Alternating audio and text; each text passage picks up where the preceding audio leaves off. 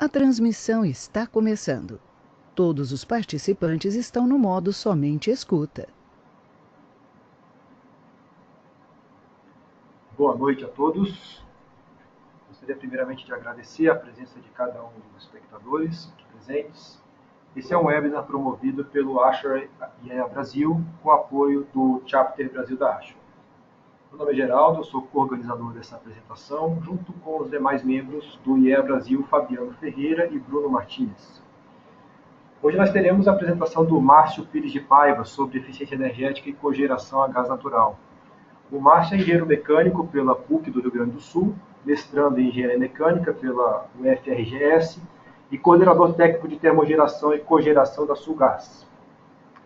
Antes do Márcio iniciar, eu gostaria de convidar o Bruno Martins, atual chair do IEA Brasil, para uma breve apresentação do cronograma de atividades do grupo. Portanto, eu passo a palavra então ao Bruno.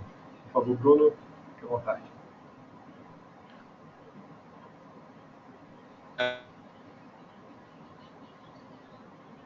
O Márcio também de estar trazendo conteúdo legal para ser compartilhado entre o pessoal da comunidade da Ashray e todo o pessoal da comunidade do HVAC que tem o interesse, né? Nós do IEA temos um objetivo de estar trazendo esses temas interessantes, relevantes, relacionados a ar-condicionado, eficiência energética, para todos os jovens engenheiros, estudantes e membros da comunidade da Ashray, né? E eu vou passar rapidamente com vocês o que a gente vem planejando para o próximo ano. Muitos dos estudantes, espero que alguns dos estudantes de Porto Alegre estejam aqui com a gente, eles pediram esse tema em específico, justamente eles vão fazer uma visita técnica relacionada ao tema. E muitos dos estudantes já viram essa rápida apresentação, que fala como que vai estar se comportando esse ano, né? A gente já está na metade da gestão, aí, caminhando para o final do ano, a gestão vai até o final até o meio do ano que vem, e a gente ainda tem algumas atividades que vão para serem realizadas, né, do IEA. Então, só para vocês terem uma ideia, o objetivo de todo IEA no mundo da Ashray é diminuir a média, né, da idade dos associados, né? A Ashray, por um bom tempo, ela passou por um envelhecimento e agora a ideia é como que a gente traz novas pessoas, como que a gente faz com que esses novos engenheiros se interessem por essa atividade que é o ramo do HVAC. Em termos de planejamento, a gente dividiu a nossa estrutura em três principais temas, que são, a gente vem trabalhando eventos, e principalmente eventos relacionados com os Student Branches. A gente realizou um em Porto Alegre, a gente tem previsão para realizar um próximo em Curitiba e em São Paulo. O de São Paulo vai ser agendado para o começo do ano que vem. A gente tem duas possibilidades de fazer uma visita técnica a um prédio, ao São Paulo Corporate Towers, que também tem um sistema de cogeração e é um prédio certificado LEED, e tem a opção da gente estar trabalhando fazendo uma visita técnica a um data center, que também é um dos temas de um futuro webinar que o IEA vai estar trazendo para vocês, né? A gente também tem um outro tema, que é os artigos do IEA. Esses artigos, eles são veiculados na revista Abrava, e a gente todo mês está lançando um artigo. A gente quer estar fazendo um concurso para o ano que vem, para juntar os melhores artigos sobre os temas do HVAC. Esse concurso provavelmente vai ser lançado nos próximos meses. Aguardem, vai ser uma coisa bem legal do IEA, tá? Então, esse aqui é a foto do evento de Porto Alegre, que a gente visitou junto com o Student Branch de Porto Alegre, um prédio certificado LEED Platinum. O interessante desses eventos, dessas visitas com o pessoal dos Student Branches, que a gente também gosta de pegar o que o IEA pode estar ajudando para vocês, estudantes que estão começando a sua carreira profissional. A gente sabe que fazer parte de uma sociedade relacionada a uma parte da indústria, isso é como que a gente traz esse benefício para esse pessoal que está se formando, que está interessado no tema, juntar esse pessoal com a indústria que está interessada no tema. Acho que todo mundo tem a ganhar e é uma das funções do EA. Aqui também um dos eventos que teve um sucesso, que é o mini curso de simulação energética, foi realizado em São Paulo e também foi realizado em Brasília, junto com o Geraldo, em São Paulo, junto com o Fabiano. O pessoal gostou bastante de realizar esse curso. A gente, dependendo da intenção e pedido de vocês, a gente pode estar prevendo isso para outras regiões do Brasil. Tá? A ideia é a gente realizar mais webinars. A gente tem como programação o data centers, como eu comentei com você, o assunto da geotermia, estrutura da ASHRAE. A gente vai estar divulgando esses próximos webinars aí com uma certa antecedência para todos. Tá? Durante o ano a gente já teve uma série de outros webinars, né? Eu não coloquei esse aqui nessa apresentação, mas a gente também já teve um de fundamentos de psicometria junto com o Heitor. Eu acabei fazendo um webinar sobre o programa de certificação. Houve um webinar que foi um sucesso sobre VRF e CAG. Pessoas do Brasil inteiro e mundo inteiro tiveram para ver esse webinar. Tivemos um outro webinar também sobre um programa de treinamento da ASHRAE nos Estados Unidos, chamado Leadership U e Leaders, e agora a gente vem com esse webinar técnico voltado para a cogeração. Tá? Esse foi o webinar sobre o Leaders. Os artigos estão aqui, alguns artigos que foram já publicados, né, sobre o Fundamentals da ASHRAE, que também é iniciativa do IEA. E acho que uma coisa muito legal de falar para vocês, a gente foi agraciado esse ano com 3 EAs indo para os Estados Unidos fazer treinamento gratuito, tudo pago pela ASHRAE. Quer dizer, alguns foi com tudo pago pela ASHRAE, e acho que só o Geraldo que acabou indo com a bolsa, né? A viagem foi ele que pagou, mas o que significa que o pessoal da ASHRAE nos Estados Unidos vê com muito bons olhos o trabalho que a gente vem realizando como chapter no Brasil, desde a criação, o crescimento dos student branches, aos trabalhos mesmos que vêm sendo realizados pelo chapter, e eles vêm premiando isso com treinamentos, bolsas, para que a gente se desenvolva cada vez mais, e para o profissional que quer estar trabalhando na área de HVAC, é uma excelente oportunidade de estar conhecendo os melhores profissionais da área e estar formando um excelente networking.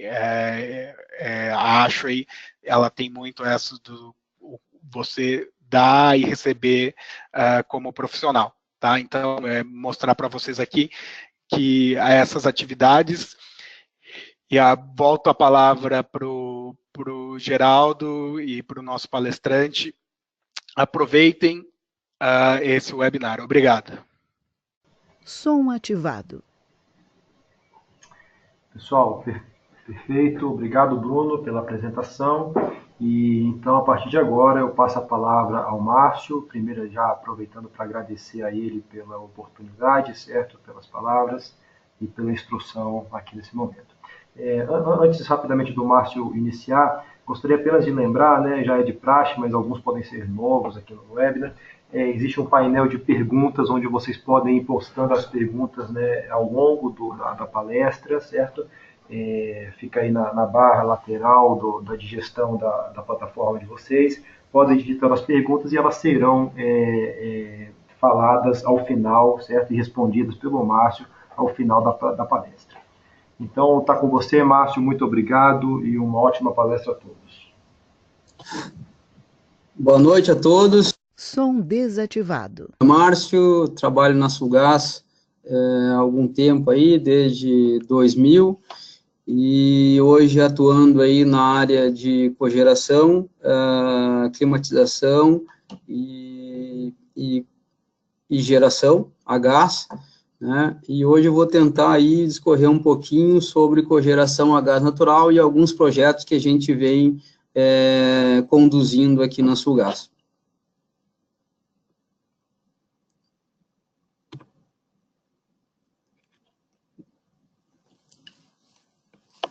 Então, falar assim, rapidamente, de algumas definições, né, onde a gente percebe ganhos aí, tanto na geração quanto na cogeração, mas falando um pouquinho sobre geração de energia elétrica a gás natural, a gente percebe que aí são sistemas compostos de grupos geradores, turbogeradores, normalmente que entram em operação em momentos antes do início da demanda, né, em horário de ponta, início da demanda, da carga demandada no horário de ponta, né, fora ponta ou ainda até em emergência. Essas três são três situações que a geração pode atuar e normalmente apresenta uma grande vantagem aí quando se compara com uma operação de uma geração de energia elétrica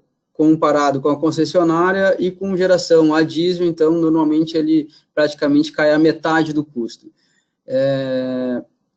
Agora, tratando um pouquinho sobre cogeração. Definição, né? Basicamente, a definição de cogeração consiste na produção conjunta de energia elétrica e de energia térmica útil, a partir dessa da mesma fonte de energia. O gás natural é um combustível, normalmente, se apresenta bastante vantajoso nessa aplicação. A cogeração num ciclo combinado, né, de geração de energia elétrica e aproveitamento do calor desperdiçado e convertido em energia térmica, normalmente traz aí uma série de vantagens que a gente vai discorrer um pouquinho mais na frente agora. Pessoal, se eu estiver muito rápido, por favor. Então, assim, contextualizando um pouco, né, colocando uma introdução, normalmente, em termos de escassez de energia elétrica, a procura de opção, né, de fontes de energia, normalmente acaba crescendo. E não oferece, e normalmente a cogeração ela acaba diminuindo os riscos na interrupção, acaba trazendo baixo impacto para o meio ambiente, né, porque uma geração de grande porte, uma usina de grande porte hidrelétrica ou eólica ou mesmo solar, normalmente ela tem grande impacto, né, no meio ambiente. E a cogeração, por ser próxima e normalmente descentralizada e atendendo uma demanda pequena, normalmente ela não tem grandes impactos, né? Isso diminui também a questão do meio ambiente. A garantia com uma distribuidora de confiança, o gás natural, quando usado para fins de cogeração, tem apresentado como uma das melhores alternativas. Isso é o que a gente tem percebido, normalmente aí analisando com várias outras possibilidades, né, de utilização da energia elétrica e energia térmica em conjunto, ela se torna muito, muito atrativa, comparado com a energia elétrica da concessionária, ou mesmo com a energia elétrica do Mercado Livre, que tem entrado aí como um grande competidor, né, em larga escala. Hoje, a gente analisando aí o mercado brasileiro, está em torno aí de 70%, 80% já aderiu a esse Mercado Livre, mas a cogeração ainda tem bastante espaço, né? A gente acredita nisso. A cogeração, então, é uma forma de gerar calor e eletricidade que pode ser feita por meio de queima de gás natural. Por maior que seja a eficiência de um autogerador ou um turbogerador, numa simples geração de energia elétrica, cerca de 60%, 70% mais ou menos da energia contida naquele combustível é transformada em calor, ou seja, é perdida para o meio ambiente. Isso é uma limitação física, não tem muito como a gente fazer. Não tem o que se fazer, acaba se perdendo, ou pelos gases de exaustão, ou pela dissipação de energia na carcaça, né, ou pela própria troca de arrefecimento, na água de arrefecimento e no próprio óleo lubrificante, que também acaba não só lubrificando, mas também trocando calor. Então, ali a gente tem perdas que a gente não consegue minimizar. Pode ser com diesel, pode ser com gás natural, pode ser com carvão, qualquer biomassa qualquer vai sempre ter, numa geração simples, essa perda de energia térmica. Do tipo motor de explosão ou turbina a gás, qualquer um, ou até mesmo a vapor. Então, ao contrário disso, né, a cogeração permite uma produção simultânea de energia elétrica, térmica e de vapor, a partir do mesmo combustível, no qual, no caso do gás natural, o calor que seria dissipado é recuperado nos gases de exaustão e aproveitado para a produção de vapor e água quente, refrigeração, aumentando a eficiência global do sistema, ou seja, aqueles 30% ou 40% que eu tinha de eficiência elétrica num sistema, tanto motogerador ou como turbogerador, eu acabo reaproveitando esse percentual, que normalmente aí está entre 60% e 70%, boa parte dessa energia eu consigo reaproveitar. Eu aumento a minha eficiência de 30% a 40% para 60% até 80%, dependendo aí, ou até mais, às vezes, em países mais frios, né, a própria troca térmica acaba me fazendo eu conseguir aumentar a minha eficiência global do sistema. O gás natural é um ótimo combustível, sempre, ele tem a vocação pela própria composição dele, e sem falar que ele é 100% gasoso. Então, nessa vocação dele para queima, ele é estritamente um dos melhores combustíveis que a gente tem hoje aqui para aplicação em queima, né, de cogeração ou propriamente dito em qualquer uma das queimas. Ele garante uma queima mais completa, claro, sempre falando de uma boa regulagem, de uma boa estequiometria, né, e não só a estequiometria, mas um ajuste um pouco melhor do que a estequiometria, garantindo, assim, uma eficiência de queima mais completa ainda. Quando utilizado numa turbina a gás, para cogerar, a relação vapor e eletricidade pode se adaptar com maior flexibilidade às necessidades das demandas das indústrias, ou seja, o balanço de eficiência energética de uma turbina a gás para 100% de energia primária, que é do combustível, de 30%, 36%, 33% de energia elétrica, eu consigo aproveitar 50%, 55% de energia térmica, né? A gente acaba tendo perdas, aí, como eu falei, até pela carcaça, não tem como a gente aproveitar o calor dissipado pela carcaça, calor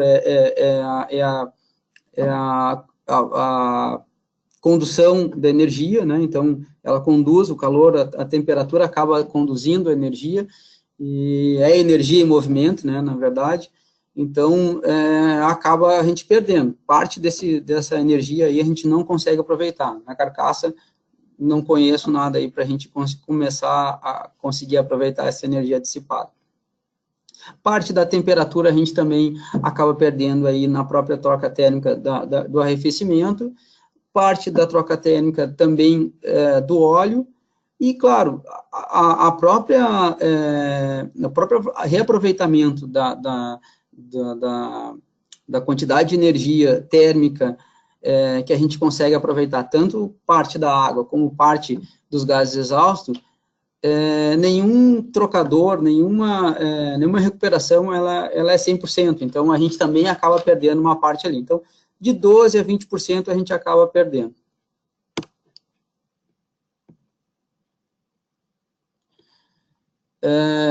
Mas, com certeza, o ganho com eficiência nesse sistema proporciona uma produção de energia elétrica confiável, com baixo custo, ficando a unidade industrial ou comercial independente da quantidade de fornecimento do distribuidor de energia, ou seja, da concessionária, né? Tanto faz aí, a gente pode falar do Mercado Livre também, porque o Mercado Livre acaba, mesmo que sendo competitivo, ele precisa do cabo, né, para poder fazer a distribuição.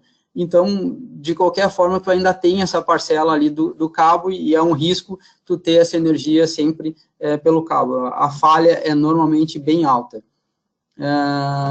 Fato de maior importância, tá? Os usuários que necessitam de abastecimento contínuo. Isso aí para hospital, para hotel e para shopping centers é assim, ó, extremamente recomendado, porque um shopping center não pode ficar sem energia elétrica. Um hospital, muito menos, né? A gente acaba matando as pessoas se a gente não tiver energia para alimentar o oxigênio daquela pessoa, ou mesmo de uma sala de cirurgia para uma cirurgia no momento, né? E tendo esse abastecimento contínuo da cogeração, porque depende apenas do empreendedor, né, fazer a manutenção e operar aquele sistema, ele tem garantia de abastecimento. Além de alto desempenho, ou seja, a gente acaba aumentando a eficiência, praticamente sem desperdício, a cogeração tem um caráter descentralizador. Eu já tinha comentado no início, né, a gente acaba descentralizando, ou seja, investimentos em grandes transportes, investimento em grandes geradoras, né, grandes usinas geradoras, pode ser diminuído através dessa descentralização, porque precisa estar mais próximo da unidade consumidora. Por isso, o impacto ambiental, como eu tinha falado no início, é bem inferior a uma grande usina, principalmente hidrelétrica ou qualquer outra, né, que a gente tem aí com as usinas eólicas e até mesmo solar, já que não tem a necessidade da transmissão, né, extensa em suas consequentes infraestrutura, que a gente precisa de grande infraestrutura para montar aí grandes linhas de transmissão.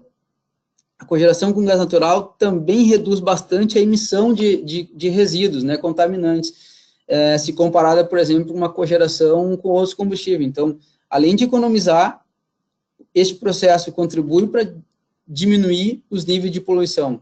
Cara, é fantástico, né? Então, aqui um pouquinho, comentar um pouquinho das vantagens que a gente tem aí numa cogeração a gás natural. A gente, comentei já um pouco, maior eficiência energética, autossuficiência energética, ou seja, você é dono da sua energia, né, você faz a sua energia. A concessionária elétrica, ela acaba sendo apenas um backup.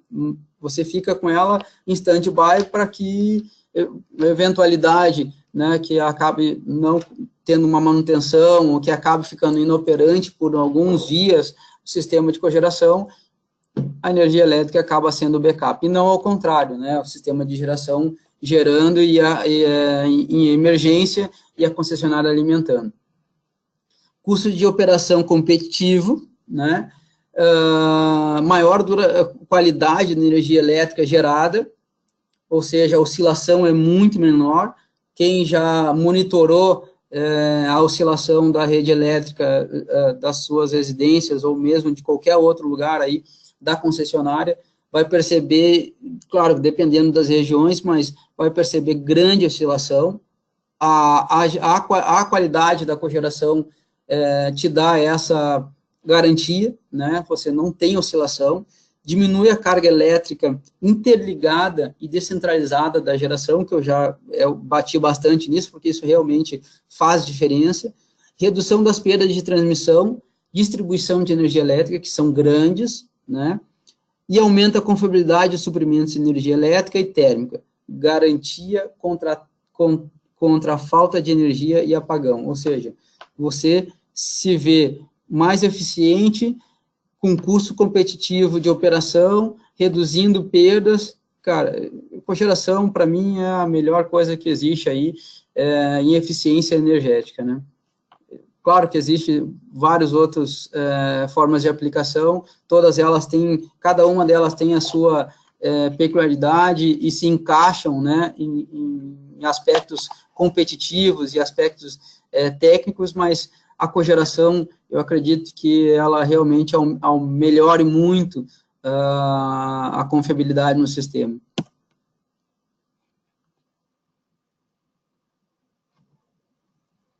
Central de água gelada com custo de manutenção menor, baixo nível de ruído, né, para casos de climatização com utilização de chillers, caráter estratégico, garantia futura de gás natural.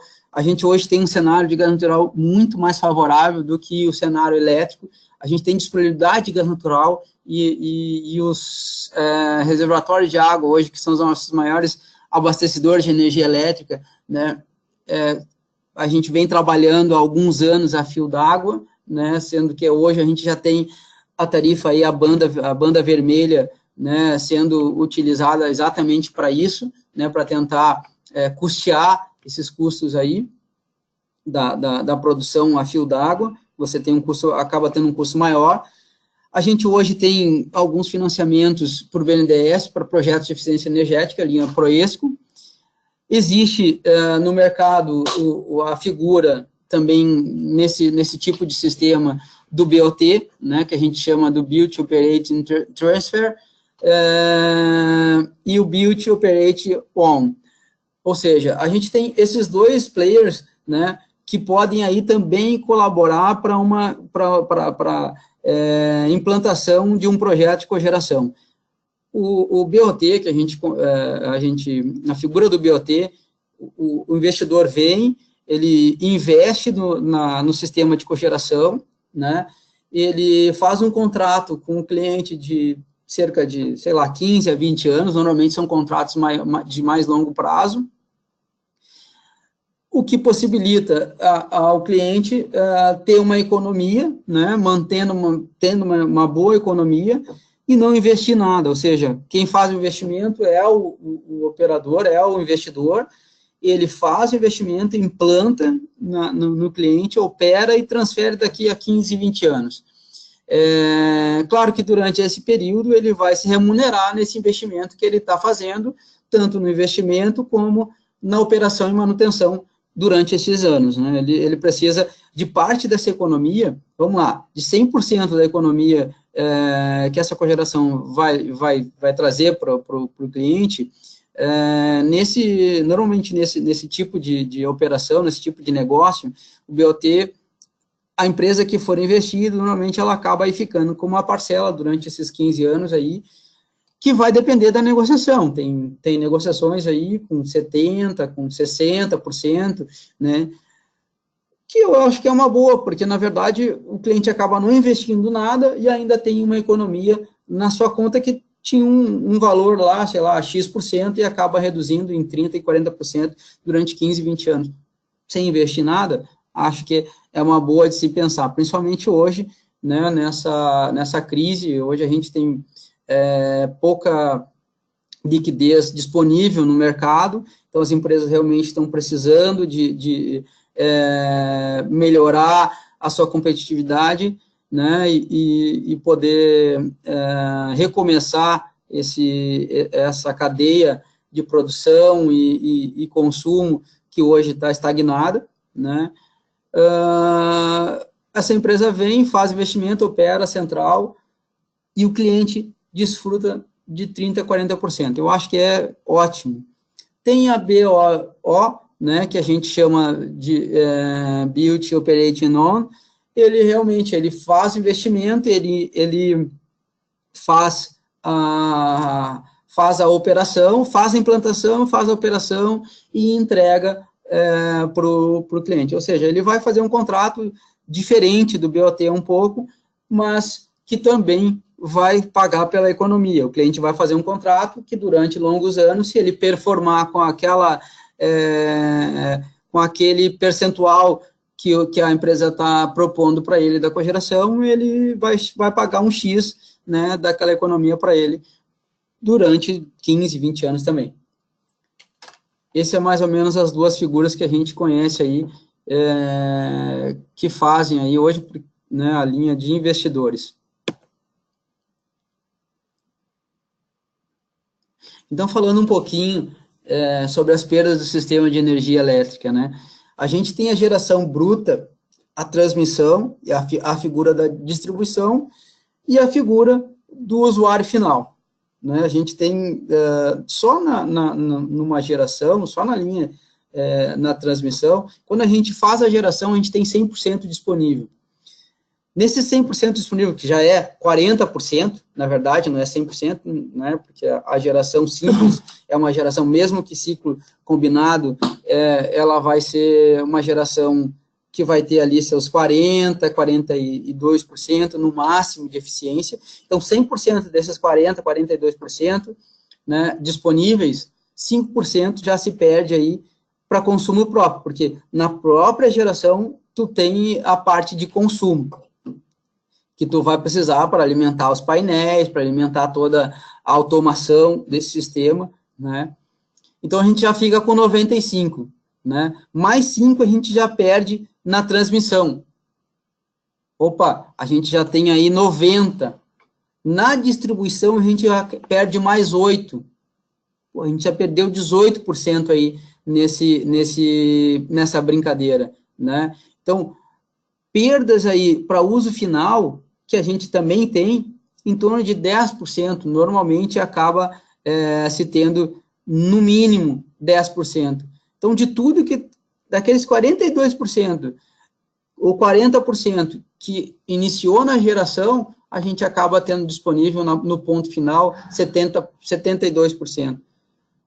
É uma perda aí de 30%, né? Parece, né? Mas vamos explicar um pouquinho, dar uma rápida exemplo aqui, ó. Perda de geração nas termoelétricas. Normalmente, o que eu falei, em torno de 40%, 40%, 42% é uma eficiência de uma geração de energia elétrica térmica, né?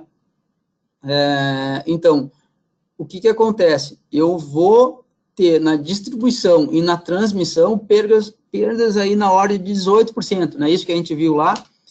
Então, se eu pegar aí uma eficiência global desse sistema, até chegar ao usuário, num chiller elétrico, por exemplo, né, a gente tem 40% da energia, da eficiência térmica produzida e 82% da eficiência que a gente tem do restante.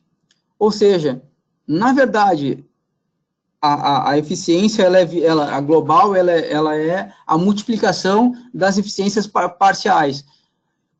Logo, a gente tem aí no sistema elétrico uma eficiência aí perto de 32%, 33%, é baixo, né? A gente tem muitas perdas aí, tanto por dissipação térmica, por condução, por resistência na transmissão e na distribuição, por uma série de fatores, a gente acaba perdendo muito da energia que a gente produz lá. 15% a 20% da energia produzida é utilizada em sistema de refrigeração. Pô, é bastante, né?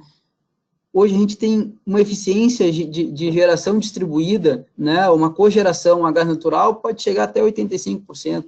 Ou seja, por que a gente não optar pela cogeração e optar por uma energia cara, custosa, né? E que a gente acaba tendo esse monte de desperdício no próprio sistema.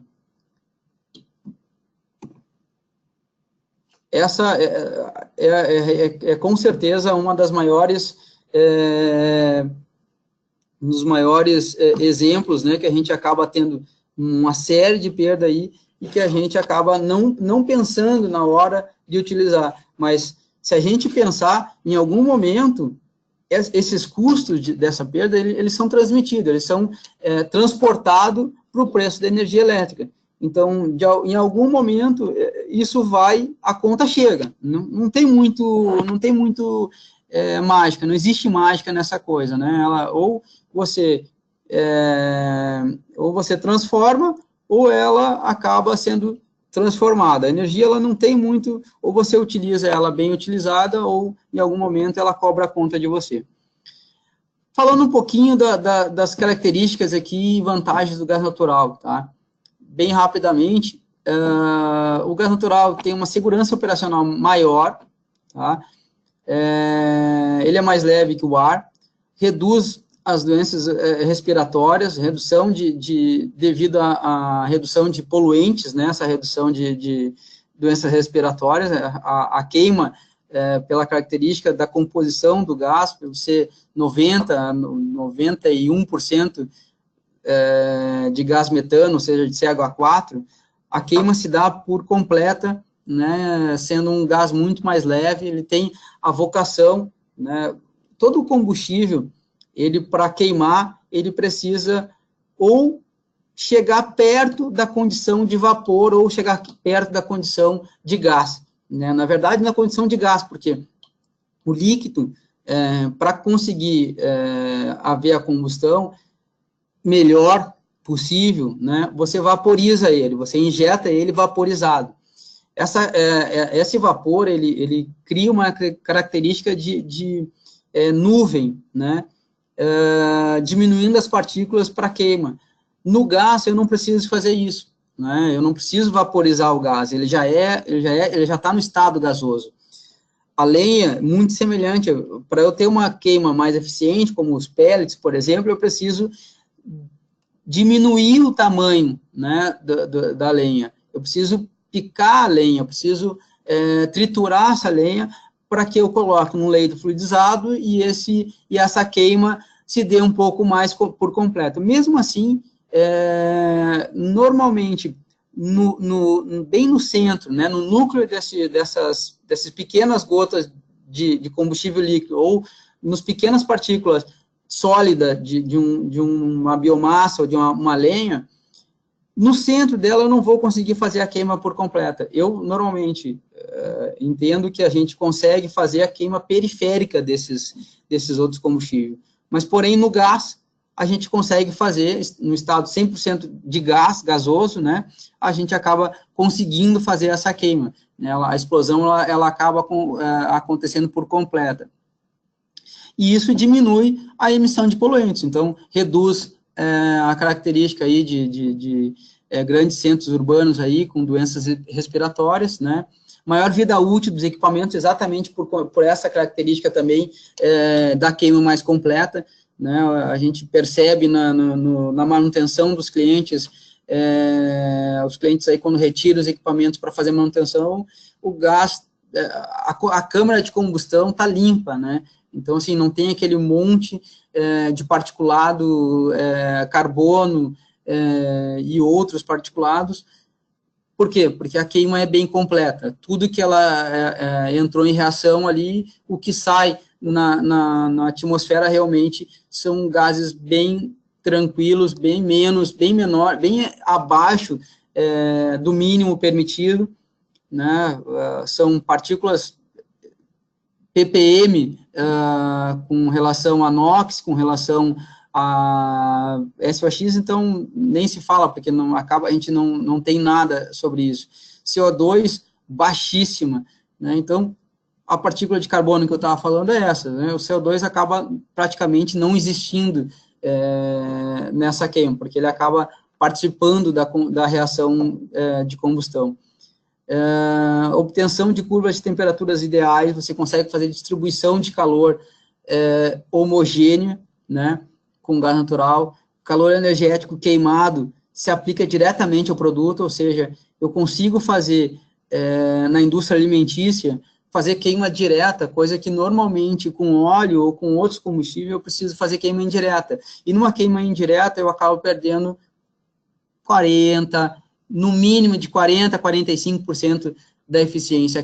A queima direta, eu posso chegar até 80%, 90%, né, de aproveitamento dessa energia. Dispensa aquecimento no inverno, ou seja, né, não precisa aquecer, ele já é gás, não precisa virar gás, não está na condição líquida, né, isso com relação ao GLP. Fácil adaptação nas instalações existentes, menor investimento em armazenamento, uso do espaço, menor corrosão dos equipamentos, menor custo de manutenção, ou seja, baixíssimo índice de enxofre, né, que normalmente é um dos problemas que a gente identifica aí na combustão, com outros combustíveis que tenham um índice de enxofre maior, acabam podendo, às vezes, formar, dependendo da regulagem, dependendo da queima, né, da má queima, até ácidos, né, fazendo aí com problemas trazendo enormes transtornos aí não só para a sociedade, mas para o próprio usuário, né? Menor corrosão, menor custo de manuseio de combustível, né? A gente não precisa de caminhão transportando para lá e para cá, ou seja, a gente normalmente transporta aí por tubulação.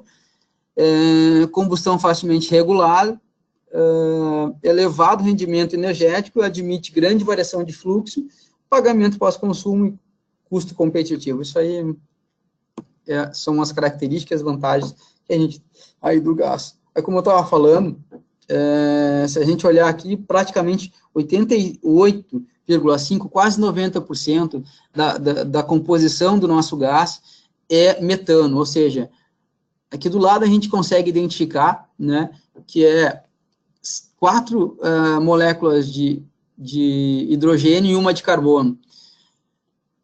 Uma pequena parte, 6,2%, é de etano, que são 2 carbono e 6 hidrogênio. Um pouquinho de propano, 2,2%, quase nada, né? A gente aí tem 3 carbono e 8 hidrogênio, e butano, um pouquinho, que a gente chama de C4+, né? Ou C4, que são 4 moléculas de carbono e 10 moléculas de hidrogênio. A gente tem ali na composição um pouquinho de CO2, que é 1,8, nitrogênio 0,5. Essa é a composição característica do gás boliviano, tá? Que a gente recebe aqui na Sulgás, no Rio Grande do Sul. Então, como eu falei, é formado por uma cadeia de hidrocarboneto, né? O principal componente do gás natural é o metano, que eu comentei, 88,5%, e no restante da composição, pequenas parcelas de etano, propano e outros hidrocarbonetos com maior peso molecular. O que faz dele um combustível menos poluente, né?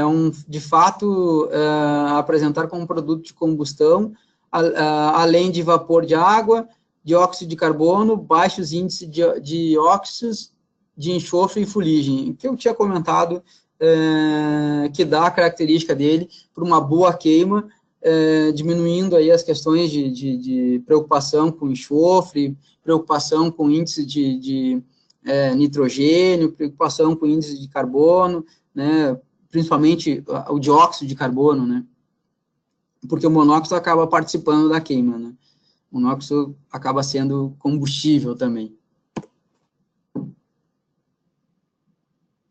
Aqui, um pouquinho, só para ter uma noção, como que são os modais que a gente trabalha de distribuição, tá? O nosso carro-chefe é o gasoduto, é a rede canalizada, tá? Transporte de gasodutos por gasoduto, distribuição e transporte por gasodutos é a solução mais utilizada da distribuição de gás natural em alta e baixa pressão, tá? A gente tem hoje uma rede mais ou menos de 1.200 a 1.300 quilômetros de gás canalizado enterrado já, ou seja, distribuindo o gás aí aos clientes. A gente também, para aqueles clientes que a gente tem uma distância muito grande da rede, que a gente não consegue viabilizar, a gente foi o pioneiro nisso, a gente começou com a Tramontina, com esse projeto, pioneiro, que eu digo, no Brasil inteiro, tá? Junto com a Neogás, o transporte de gás natural comprimido, através de feixes de carreta, feixes de cilindros, né, em carretas. Esse modal é bem menos utilizado, não diria um pouquinho, mas ele é bem menos utilizado. Ele é utilizado exatamente para isso, para antecipar esse mercado que a gente não está conseguindo chegar e viabilizar pelo consumo de 1 ou 2 clientes que estão naquela região. Então, a gente começa, né, a cultura do gás natural naquela região. E daqui a pouco a gente tem daqui a pouco a gente tem 2, 3, 4, 5, daqui a pouco a gente tem 10 clientes naquela região, que o volume somado viabiliza, né, o investimento a longo prazo de criar a rede até lá. Então, a gente vai criar a rede e esses projetos atendidos por GNC, eles acabam sendo excluídos e passando a ser atendidos por rede. Existe a figura também do gás natural liquefeito, tá, o GNL. consiste em liquefazer o gás a baixíssima temperatura. Normalmente aí o gás, para liquefazer ele, a temperatura média aí gira em torno de uns menos 170, menos 165 graus, ou seja, é uma temperatura quase próximo de zero.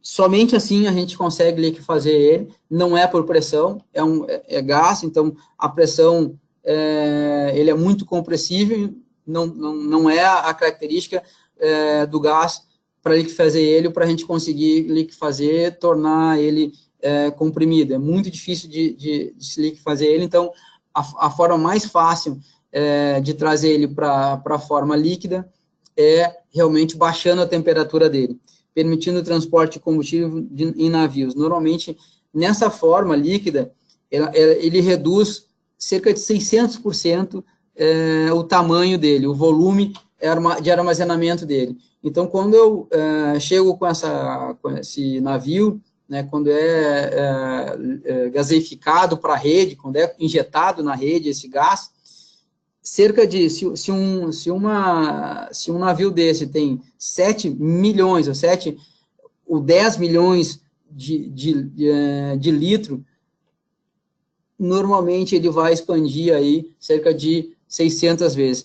Então, o que a gente tem aí no mercado hoje? O mercado tem alguns projetos já em andamento, mas no Rio Grande do Sul ainda não tem nenhum implementado. Existem estudos, né, de implementar isso em Rio Grande, mas nenhum projeto ainda efetivamente foi implementado.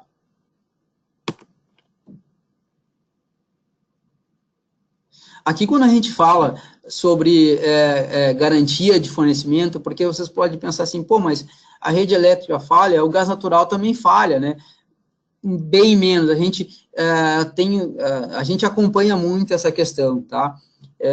Se a gente olhar aí no site da ANEEL, claro que depende de região para região, tá? Mas não varia muito, tá? Anualmente, as pessoas acabam ficando, os clientes, as indústrias, os comércios, os hospitais, se fossem atendidos somente pela rede elétrica, elas ficariam em média aí entre 15 a 20 horas por ano sem energia elétrica. Isso numa rede urbana. Numa rede não urbana, ou seja, no interior, a gente chega a ficar aí 40 horas sem alimentação de energia elétrica. Tem fábricas que chegam a dar 2, 3 dias de férias coletivas, aí, de descanso para o pessoal, porque não tem energia na fábrica para se trabalhar. Ou seja, geralmente nessas horas que as pessoas começam a repensar, a reanalisar e enxergar a cogeração como uma solução aí de garantia, né, de realmente de energia. A gente, aqui na Sulgás, tem um dos índices de indicadores que a gente tem de interrupção de gás, tá, que é a interrupção média dos nossos clientes, tá, individual, claro.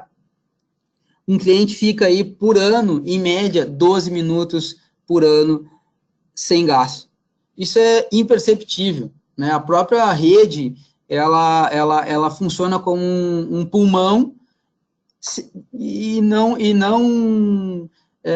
o cliente ficando 12 minutos não percebe que ele ficou sem gás, né? Então, na maioria das vezes, isso é o que acontece. A rede elétrica, em média, de 15 a 20, e a rede de distribuição aí, em torno de 12 a 15 minutos por ano. Isso é ano, né? Não é... Aqui a gente está falando de um valor bem expressivo, ou seja, isso dá garantia e confiabilidade na distribuição, isso dá garantia e confiabilidade quando o cliente pensa, né, num sistema de cogeração e diz, olha, eu quero um sistema confiável, eu não posso ficar dependendo 3 dias com meus clientes com pedidos parados e eu tendo 3 dias que dá férias coletivas aí para o meu pessoal, porque não tenho o que fazer. E isso daqui, normalmente, é um grande motivador para o cliente começar a estudar aí a questão da cogeração.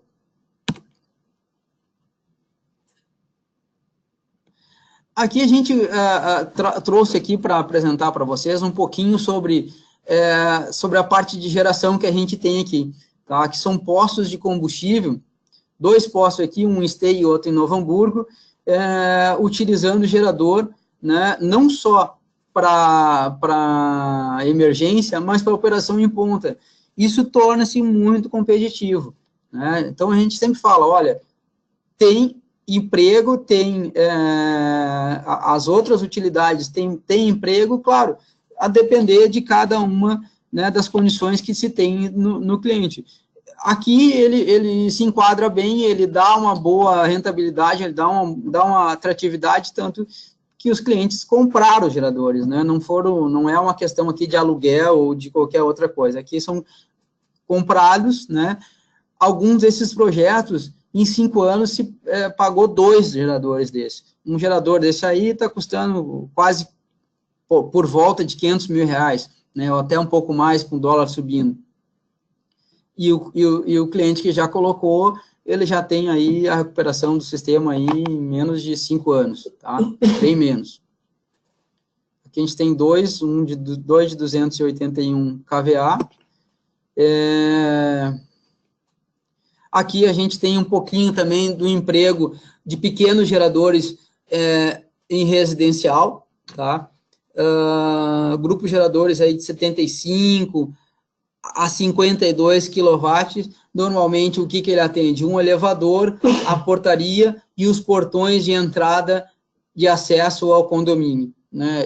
É o que os dois geradores trabalham nesse momento. Garantem a operação na emergência com um custo baixo, né? E tem aí uma manutenção também baixíssima.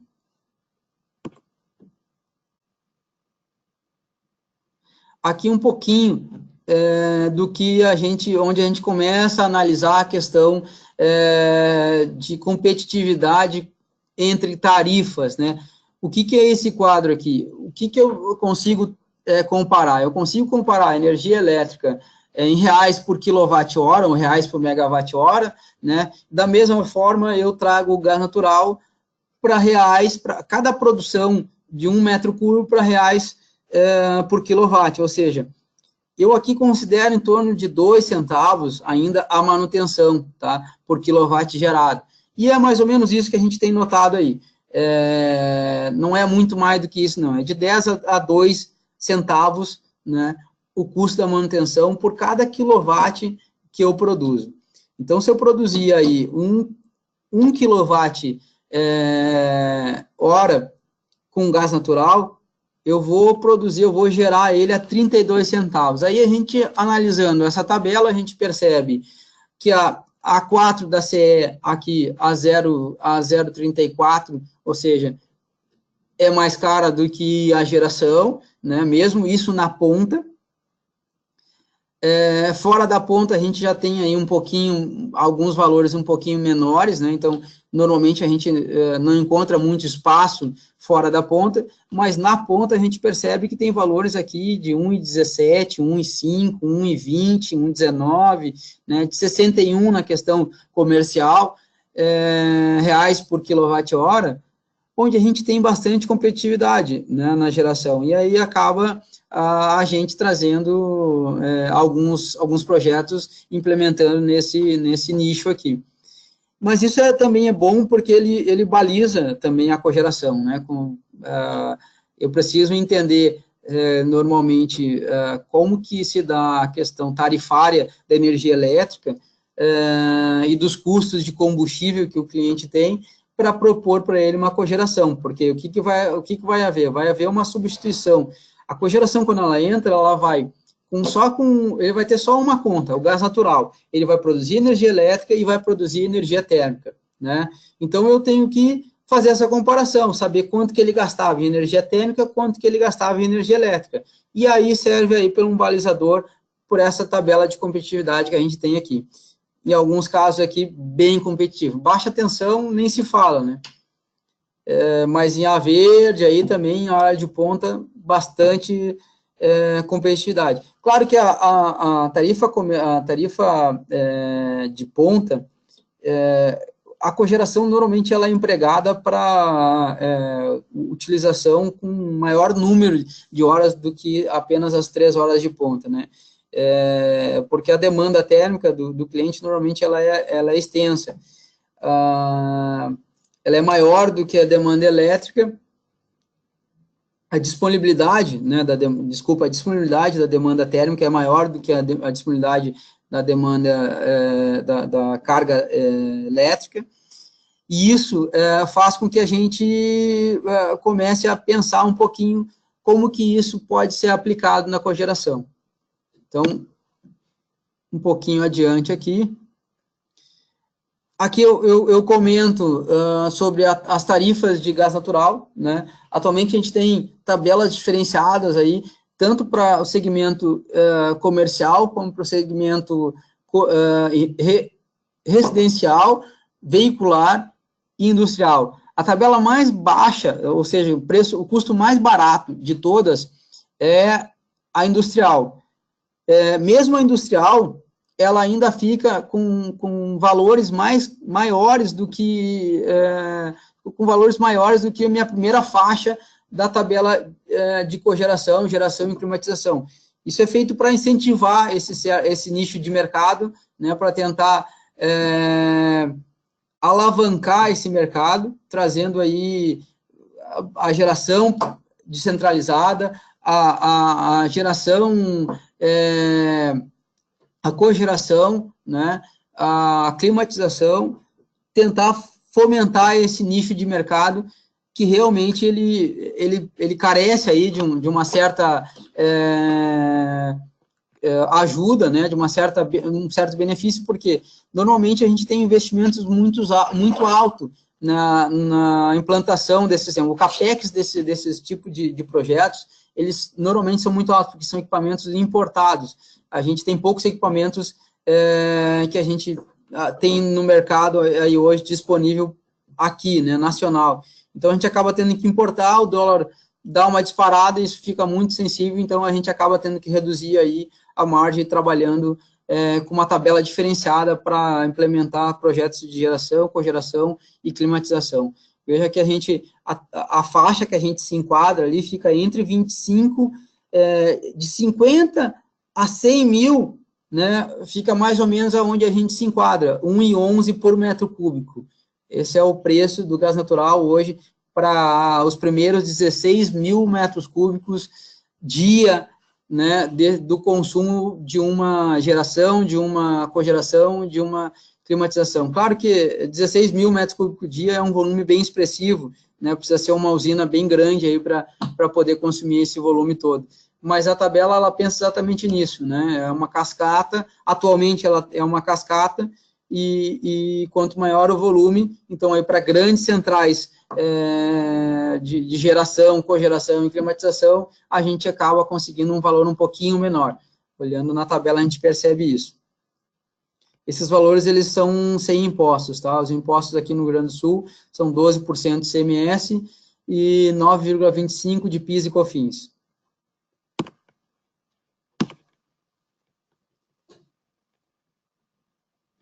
Aqui, a gente analisando um pouquinho o consumo específico de uma geração, tá?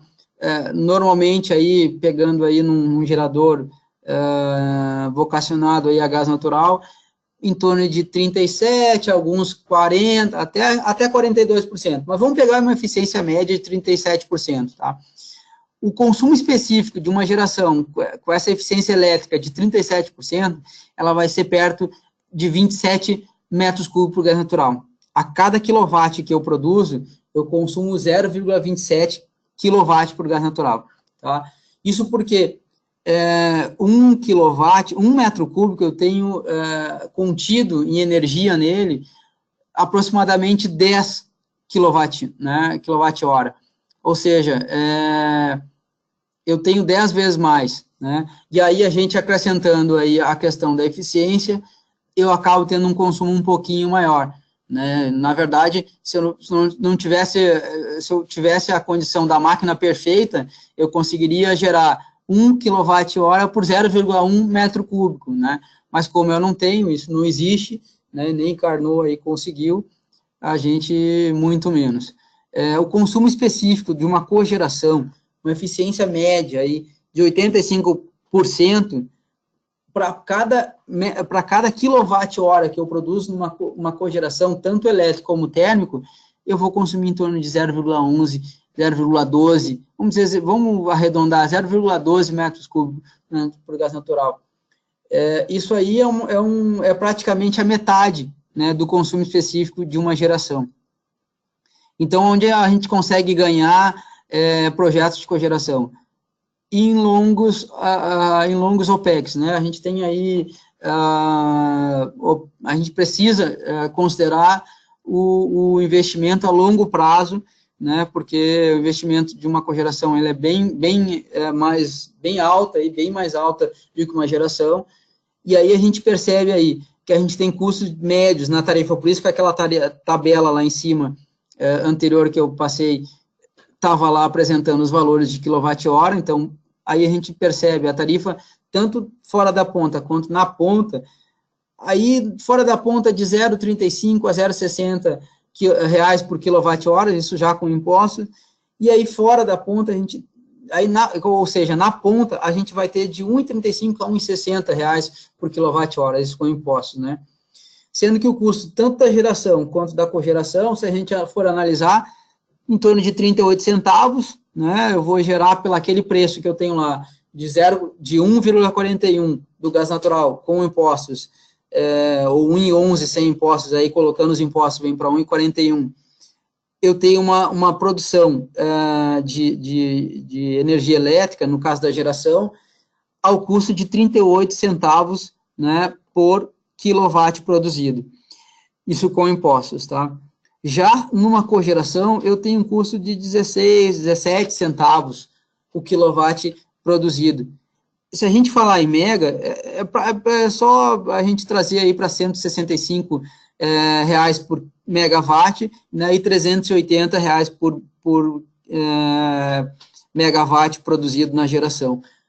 Esses são os custos balizadores aí, a gente precisa sempre falar da condição de eficiência, porque sem ela a gente não consegue determinar qual que é o consumo específico e muito menos quanto que está custando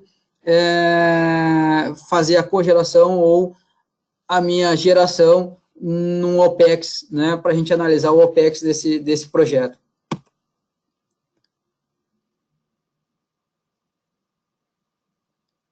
Aqui, então, falando um pouquinho sobre eficiência energética aqui com a cogeração a gás natural, tá? Aquela questão que a gente falou lá, que 100% de uma geração, de um turbogerador ou de um motogerador,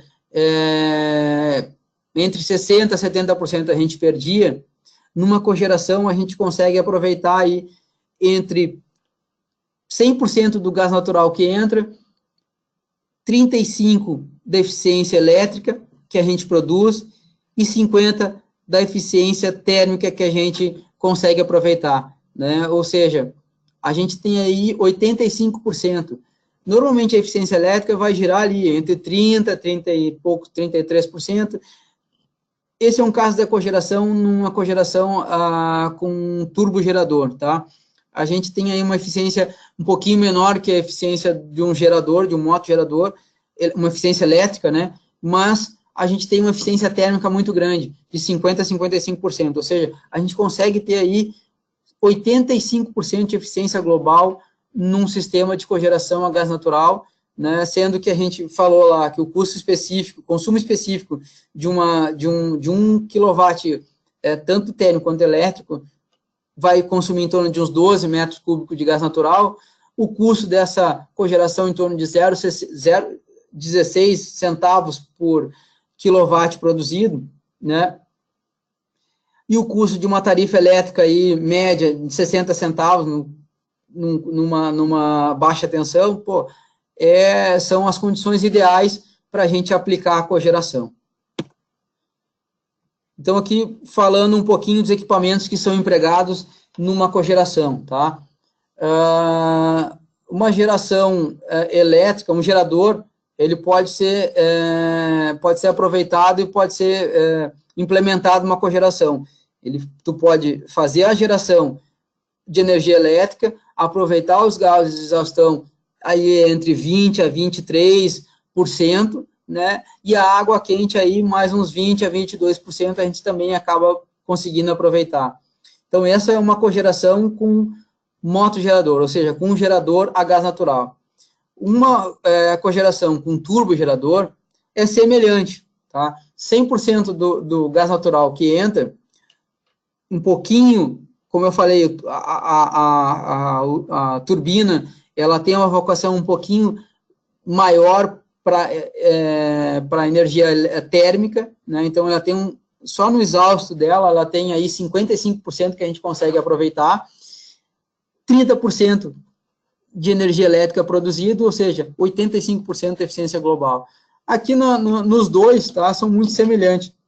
Os dois a gente acaba tendo um rejeito sem conseguir aproveitar de 10% a 15%. Não vai mudar muito, isso aí não existe muita mágica, mas as duas maneiras, dois equipamentos principais de uma cogeração, tanto com um gerador ou como um turbogerador, estão aqui, são caracterizados ou no aproveitamento dos gases de exaustão ou no aproveitamento da água, e no caso da turbina, o principal aproveitamento é dos gases de exaustão, não tem muito aproveitamento da água de arrefecimento, né, porque aqui a gente está trabalhando com outra tecnologia. Aqui eu comento um pouquinho sobre os fornecedores, tá? Aqui a gente tem alguns fornecedores de geradores, aqui a gente tem a Camis, a Heimer, a Caterpillar, a MWM, a CHP Brasil, Greco, Guascor e a Stemac. Alguns grupos, alguns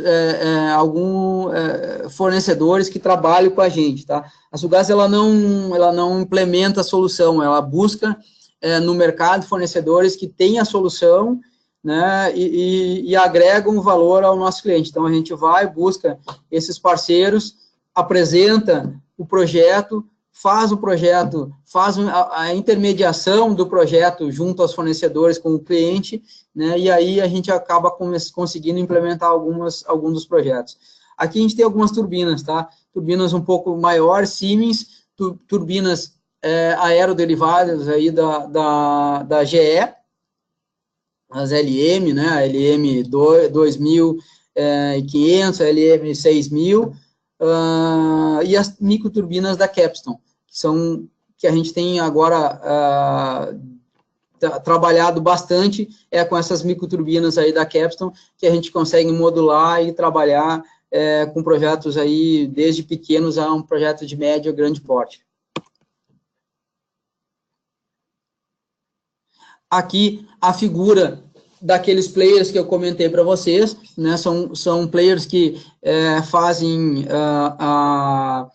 a negociação e a implementação dos projetos de cogeração com BOT e BOO, né, a Ecogen, tá, energia inteligente, a Lumen, inteligência energética, a Gás Natural Fenosa, a Rente Energia, a Light Esco, e outra é a CPFL Energia. Todas essas aí têm a disponibilidade, têm a características, tá, de se colocar como investidor e, é claro, que desde que o projeto dê rentabilidade, né, a longo prazo, isso não existe mágica, né, todo mundo que investe pensando em ter um retorno. Sendo assim, deixa eu dar uma olhadinha aqui. Apareceu uma outra coisinha aqui. Pronto. Então, esses caras aí acabam trazendo esse tipo de solução.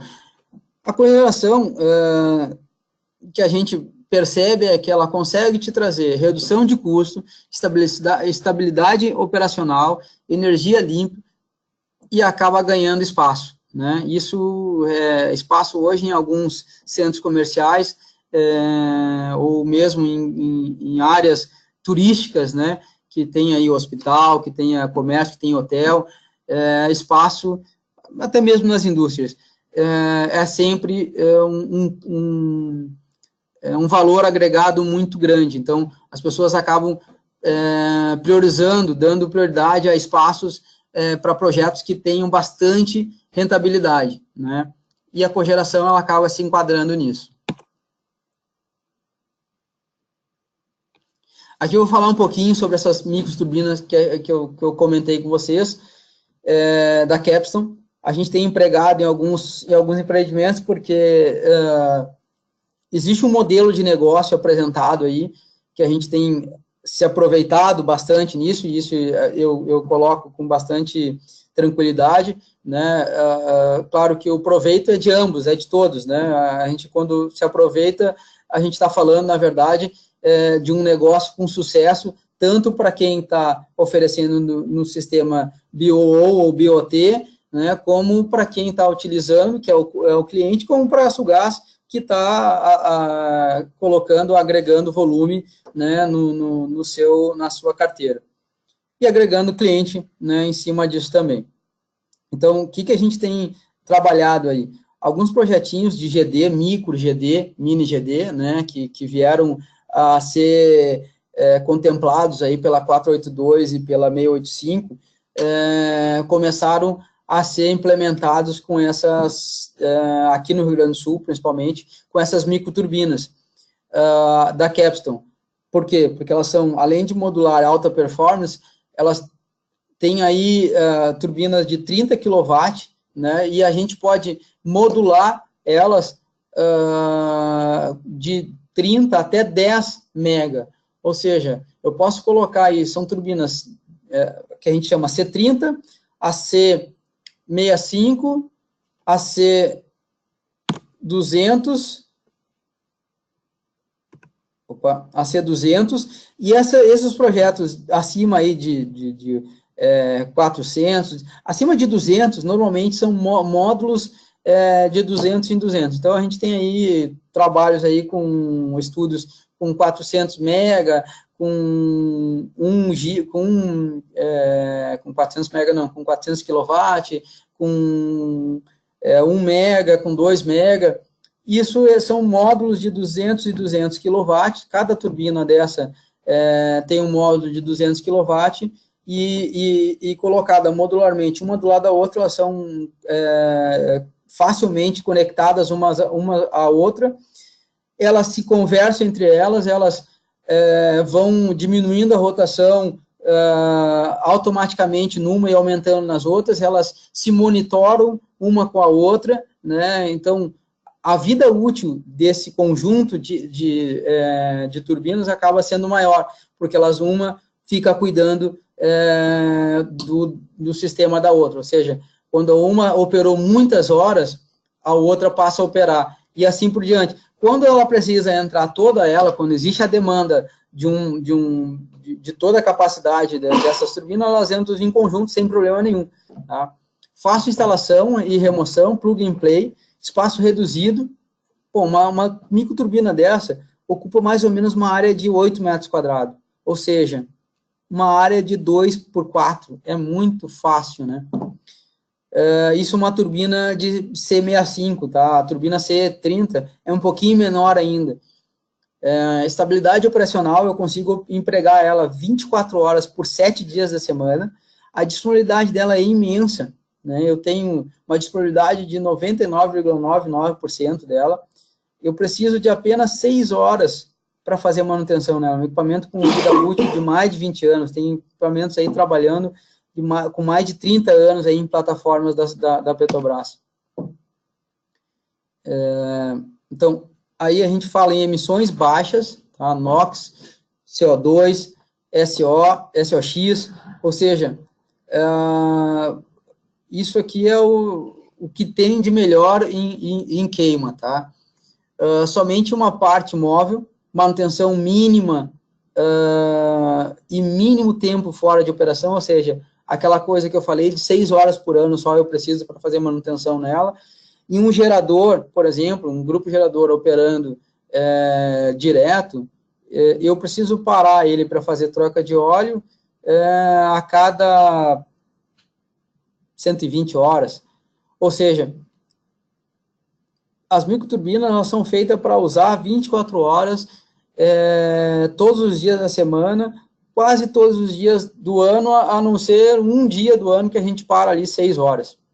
Bancais de ar, sem necessidade de uso e operação de lubrificante e refrigerante, plano de manutenção disponível pela fábrica, 5 a 9 anos, capacidade remota de diagnóstico e sincronização e proteção integrada com a rede elétrica externa.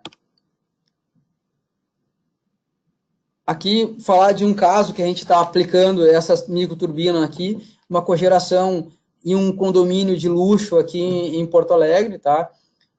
Alto padrão, a gente vai aquecer 100%, na verdade vai produzir energia elétrica para toda a área comum do condomínio, também dando a questão de um elevador, também deixando a questão dos portões. Então, o portão, um elevador e toda a área comum atendido pela essa microturbina em energia elétrica.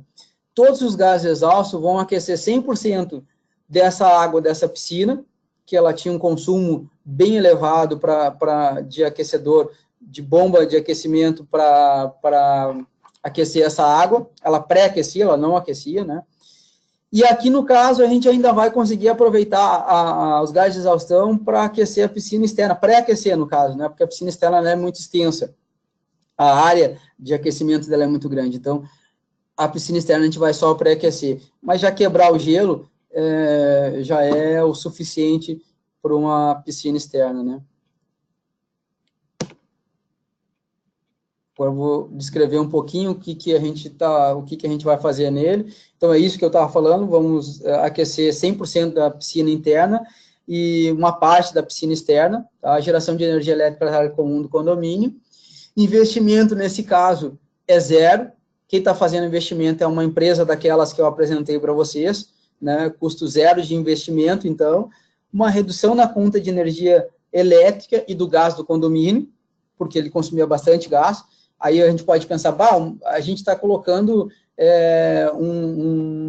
implementando um projeto que vai reduzir o consumo do gás para Sulgás. Sim, a gente acredita que cada projeto desse implementado vai fomentar um nicho muito maior de consumo, sendo que a gente fideliza o nosso cliente. O nosso principal objetivo é buscar eficiência para o cliente e buscar redução no custo dele. Ou seja, eu quero tornar o meu cliente não só por 2 ou por 3 anos, eu quero tornar ele por 30 anos, meu cliente, né? Então, eu não quero perder esse cliente por tão cedo. E eu dando esse atendimento, eu tenho certeza que isso vai acontecer. Potencial de redução de energia elétrica dos apartamentos, ainda eu tenho energia elétrica disponível nessa máquina para atender um percentual de apartamentos, eu não sei se tenho para todos, mas para uma boa parte eu teria, tá? E aí, claro, o condomínio ainda precisa especificar isso, quem que vai ser o sortudo, isso não sei se vai ser sorteio, como que vai ser, mas alguns dos apartamentos aí a gente vai conseguir também disponibilizar energia mais barata para eles. A geração de energia elétrica de 45 mil kWh por mês, tá? Cerca de 30 mil aí a gente economia. Geração de água quente, aquecimento de 2 piscinas, 240 litros por dia, um ΔT aí de mais ou menos uns 10 graus por dia, e 2 milhões e 400 kcal por dia. Essa é a quantidade de energia que a gente vai colocar para aquecimento dessas piscinas. Aqui um pouquinho do projeto que foi colocado em implementação, né? A gente tinha uma área aqui que a gente praticamente utilizava aqui para algumas bombas de calor ficavam nessa área aqui. Foi construída essa área aqui em função desse projeto e a microturbina vai ficar aqui dentro nessa portinha. antes era sem essa construção aqui, essa parte civil, e hoje, né, o projeto foi feito, contempla aí a construção e foi executado já, isso aqui já está perto de iniciar a operação. Eu queria passar um videozinho para vocês de como que funciona essa microturbina, tá?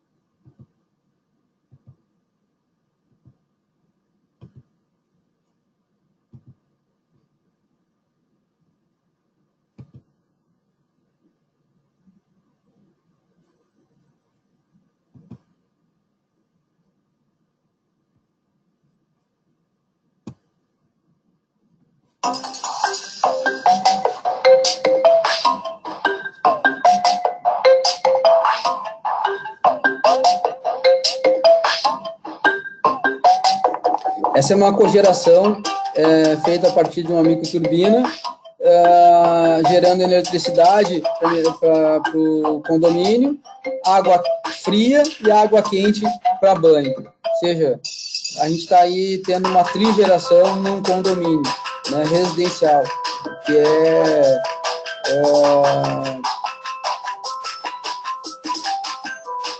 melhor aí, né?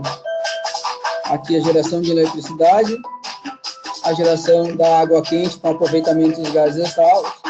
A água quente entra no chiller, produz frio, aí a gente tem energia elétrica, o frio deve vir em seguida, aí o frio e o aquecimento para banho. Ou seja, uma cogeração, uma trigeração completa.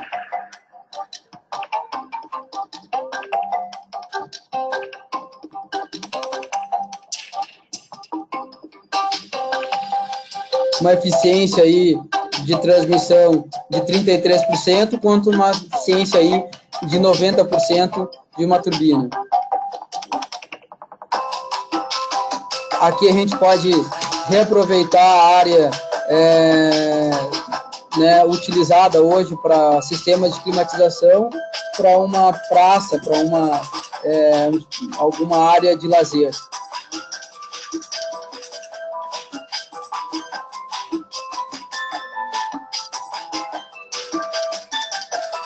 Isso aí, são pequenas turbinas simples, mas são bastante eficientes no emprego desse tipo de cogeração.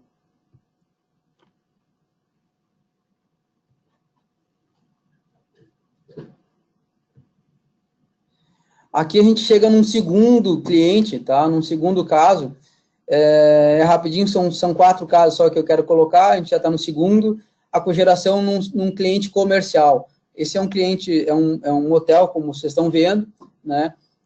Onde a gente vai fazer a geração de energia elétrica para todo o empreendimento e a produção de água quente para banho, das banheiras, hidromassagem, né? E parte da energia elétrica gerada vai para os outros empreendimentos do grupo, né? Vai ser creditada numa geração distribuída, criado a figura da geração compartilhada, né?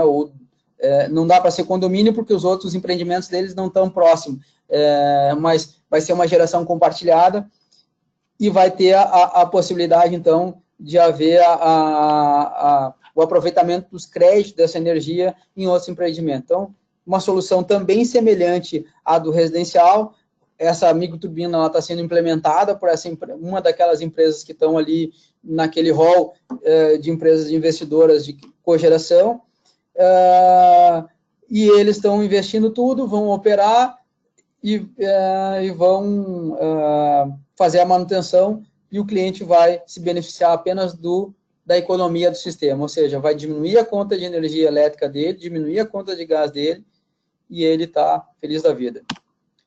Aqui um pouquinho desse projeto, ó, aquecimento das piscinas, das banheiras, tá? Essa era a área que tinha antes de haver a cogeração, e aqui está o projeto, no lado direito, o projeto da turbina instalada, e aqui a gente criou aqui em volta uma grade para o pessoal não chegar, né, a fazer nenhum, a gente tem que criar alguns obstáculos aí para não haver nenhum problema, né, senão o cliente acaba indo lá mexendo e tal, e normalmente não tem a expertise nem a capacidade, né, técnica para isso. Então, de novo, investimento zero, redução na conta de energia elétrica, que é algo que eu falei para vocês. Uma microturbina vai atender aí, vai gerar 20 mil kWh no mês, tá? Vai ter uma economia aí próximo de uns 20 mil. O empreendimento, exportação de crédito também, que é o que eu falei, tá? Pela 482, a 687, principalmente, né? A figura do compartilhado. Então, aí vai se implementar a cogeração qualificada, e aí, assim que a gente conseguir implementar e estabelecer o certificado pela ANEEL, a gente consegue implementar aí junto à concessionária os créditos, aproveitando os gases. Aqui eu tenho o aproveitamento dos gases de exaustão também para geração de água quente, para as banheiras de massagem.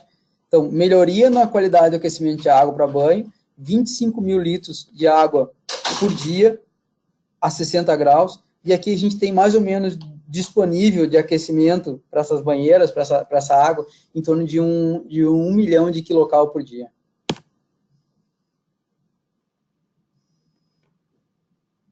Aqui, o terceiro caso, onde a gente tem uma cogeração a gás natural num cliente comercial, são dois geradores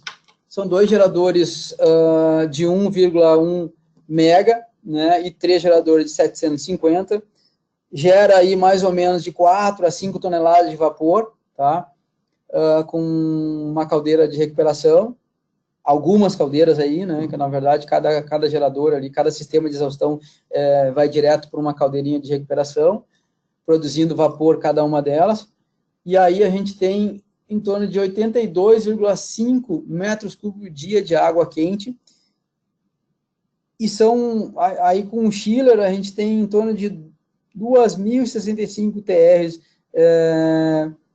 com o chiller de absorção. Energia elétrica, ar-condicionado, hospital, água gelada, ou seja, é uma cogeração completa também, já de um porte um pouquinho maior, né? É um cliente comercial, enquadrado no nosso segmento comercial, e veja, ele tem aí caldeira, ele tem geradores, né? E ele faz aí, ele tem o chiller, então ele faz a geração de energia elétrica, o aproveitamento dos gases de exaustão, aqui está a tubulação isolada, que leva até o outro lado desse pavimento aqui, onde estão instaladas as caldeiras, tá? E esse é o sistema de cogeração um pouquinho maior, que ele atende não só uma universidade, mas atende também a um hospital.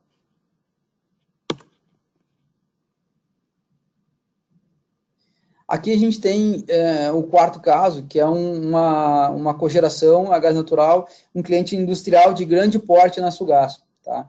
Essa turbina é uma aeroderivável, tá? Uma LM da LG, da GE, desculpa.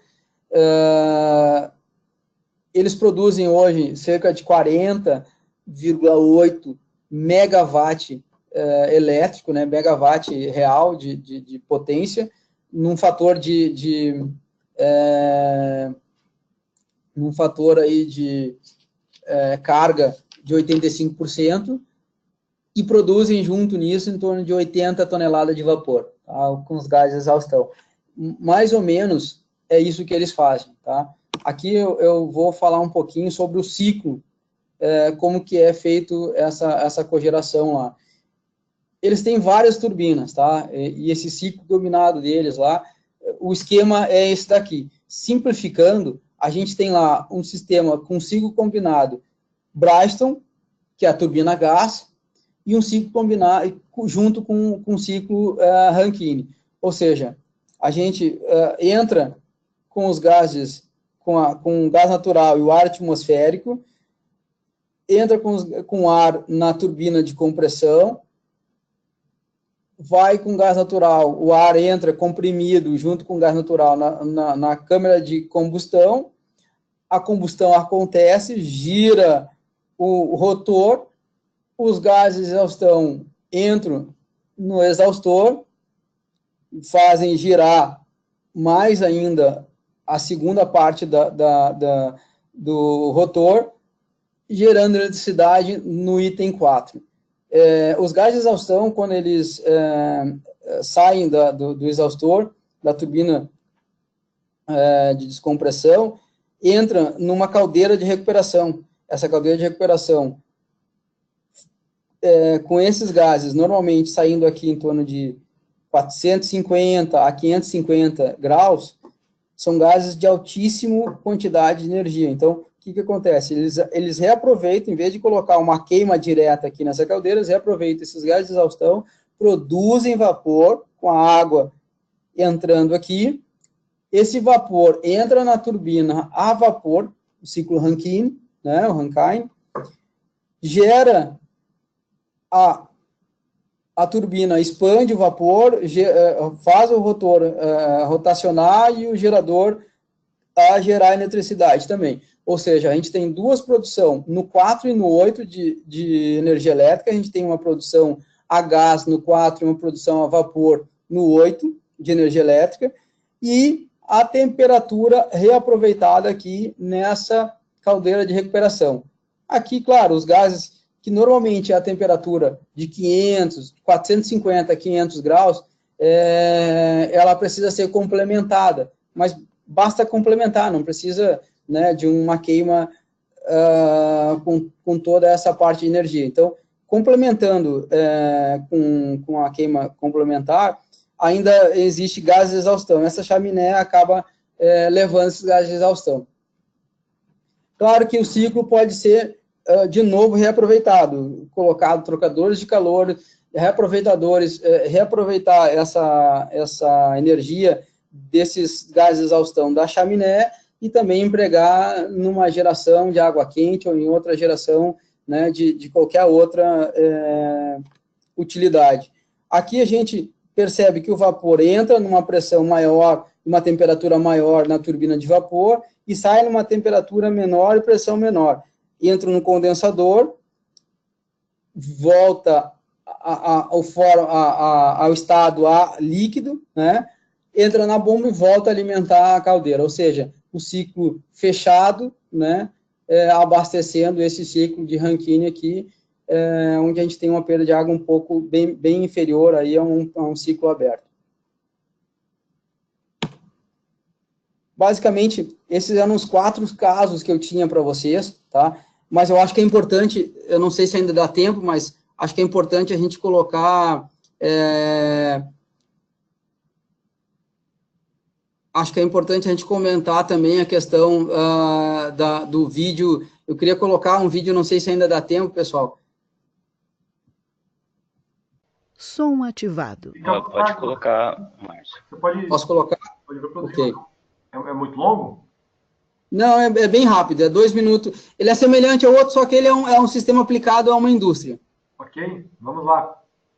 Mas é uma cogeração que eu acho que ela é fácil de entender, né? Um videozinho, vou botar aqui.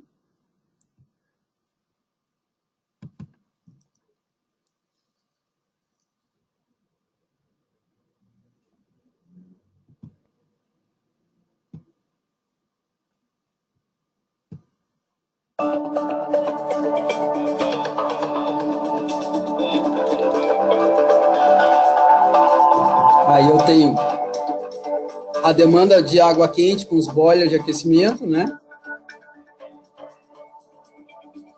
Eu tenho o gás natural e a eletricidade entrando aqui atualmente. E tenho o chiller de absorção e o recuperador de calor. Ou seja, agora eu estou aqui colocando as microturbinas. Aqui a gente tem 1 mega, são 5 microturbinas de 200 kW cada uma, gerando eletricidade, ou seja, eu dispenso agora a eletricidade da concessionária e passo a ter a minha energia elétrica como força motriz. Eu tenho a temperatura dos gases exaustos, que antes eu fazia uma queima e agora eu só coloco os gases exaustos na minha caldeira de recuperação. Esses gases voltam para o recuperador, aquece a água, sai água quente para o chiller produz água gelada. Então eu tenho frio, eu tenho calor e eu tenho energia elétrica,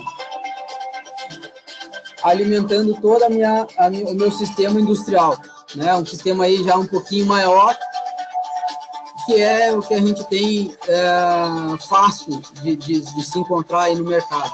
Aqui o funcionamento dessa microturbina, como que acontece, o gás entra no recuperador, pré-aquece ele, o combustível entra junto com o ar nesse momento, existe a combustão, a expansão na turbina, esse gás expandido volta pelo recuperador, pré-aquece uma água ou um outro ar, ou alguma outra coisa, né?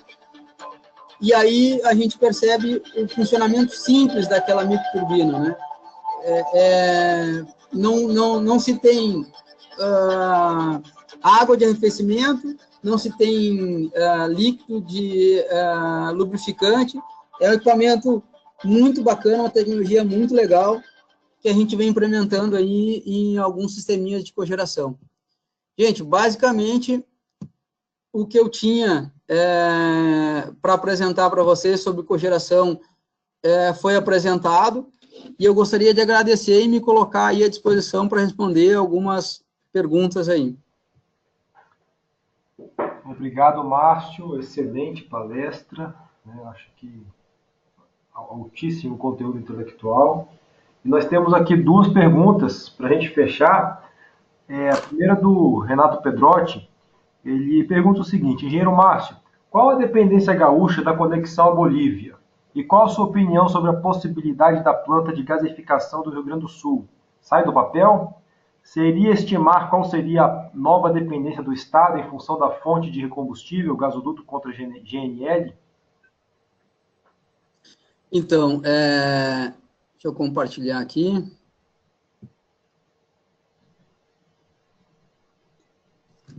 Boa noite, Renato. A questão da dependência com a Bolívia, atualmente ela está superada, tá? A gente tem a rede hoje nacional, ela está toda interligada, tanto que atualmente a gente acaba recebendo alguma partícula, né, algumas moléculas de gás nacional aqui. Alguns dias, na verdade, alguns dias o gás é nacional e alguns outros dias o gás é boliviano. A dependência hoje do gás boliviano, ela se tornou bem menor. Alguns anos atrás, o Brasil importava cerca de 32 milhões de metros cúbicos por dia, e atualmente a gente está aí cerca de 17 a 19 milhões de metros cúbicos por dia. A gente não para de importar esse gás exatamente porque é um gás estratégico, é energia, né? E energia, normalmente, ela afeta a parte estratégica de produtividade da nação.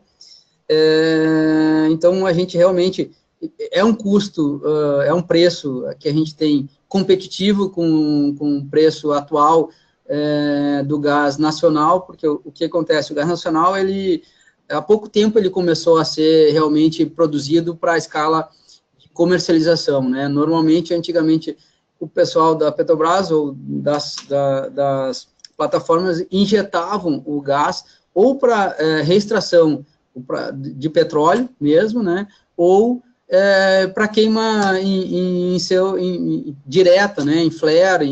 Então, grande parte desse gás que era produzido nacional, ele era reinjetado. E a partir da determinação que a gente tivesse um destino mais digamos assim, mais nobre para o gás, ele passou, o pessoal, a diretriz, né, da empresa passou a enxergar o gás de reinjeção como uma moeda. Então, atualmente a gente tem grande produtividade de gás nacional.